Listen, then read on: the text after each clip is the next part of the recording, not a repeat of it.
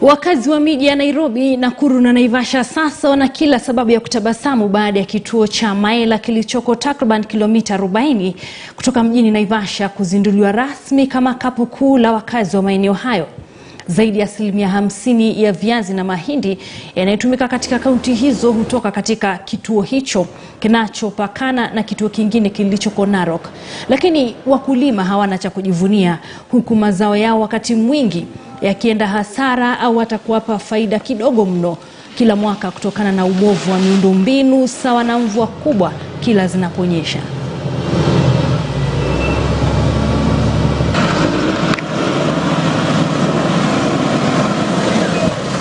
Wakati kuna mvua unakuta kwamba pikipiki inalipisha shilingi 300, puda ni shilingi 200, unakuta kwamba mambo yetu yanaenda mbaya. Hapa naweza omba wenye wanatusaidia tupate barabara.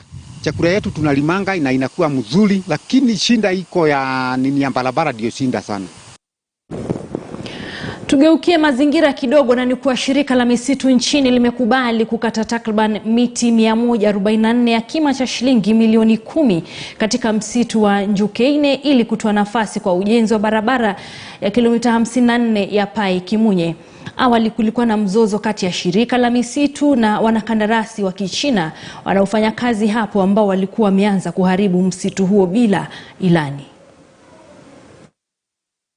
Hatuko tumepata idhini ama request ya kuondoa miti kwa hii barabara, na matinga ikakuja ikaanza kazi, na ilibidi kwanza tusimamishe ili tuweze kuwasiliana na ofisi yetu kubwa, ofisi kuu ya nchi ya Kenya, ili tuweze kujua vile tutafanya hii mambo ya miti.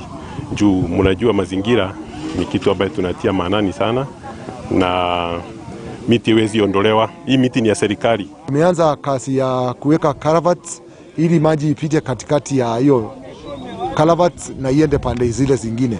Ukikuja pande ya juu, watu wameanza kucooperate, wanatoa miti yao. Forest naye they have already sat down with the authority, na wameona ya kwamba hiyo miti vile wamepanga, kuna vile wamepanga, na watatuletea hiyo barua na tuanze kuondoa kujenga barabara pande ya forest. Ningeomba watu wote na wanasiasa tafadhali wakome kukuja ku-incite watu kuambia barabara imesimama. Hii barabara already ni tofauti na ile ya pande ya Mwea. Hii ni contract tofauti na ile ingine, lakini contractor ni yule mmoja. Wapenzi wa Radio Maisha walikutana na watangazaji wa kituo hicho katika